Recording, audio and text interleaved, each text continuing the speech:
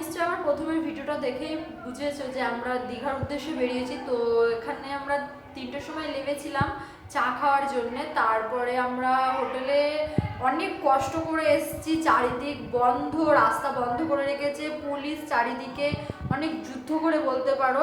যেখানে ভোর 5টা কি 4:30টায় পৌঁছে যাওয়ার কথা, সেখানে আমরা পৌঁছেছি প্রায় 9:30 10টা। আর এই যে আমাদের হোটেলটা খুবই সুন্দর। তারপরে আমরা বেরিয়েছিলাম সমুদ্রের দিকে যাওয়ার। এই যে কৃষ্ণচূড়া গাছে ফুল হয়েছে, পেছনে রেড কালারের ফুলও হয়েছে, এত সুন্দর লাগছে। আর ইয়েলো কালার আমার খুব ফেভারেট, তাই জন্য ইয়েলো কালার দেখলেই আমার জাস্ট ওয়াও মনে হয়। তারপরে এখানে ছোটো বৌদি ফোন করেছিল, কথা বলতে বলতে আমরা সবাই যাচ্ছি সমুদ্রের পাড়ে। যেতে যেতে দেখি হঠাৎ সামনেও বাস দিয়ে ব্যারিকেড করে রেখে দিয়েছে যে না যাওয়া যাবে না, আর যেতে গেলে ওই পাশ দিয়ে ঘুরে ঘুরে যেতে হবে। তো কিছু করার নেই, মন চেয়েছে তো যেতেই হবে, ওই পাশ দিয়ে ঘুরে ঘুরেই যাই। তো যাচ্ছি ওই পাশ দিয়ে ঘুরে ঘুরে যেতে এই পাশে আসলাম, দেখলাম এই পাশে এখানে একটা বিশ্ব বাংলার ইয়ে করা রয়েছে, যাই খুব সুন্দর লাগছে দেখতে। আর জায়গাটা এত সুন্দর লাগছে, পুরো ফাঁকা, রোদ পড়েছে, খুব ভালো লাগছে। আর এই পাশে একটা শঙ্খ রয়েছে, শঙ্খটা অনেক বড় ছিল।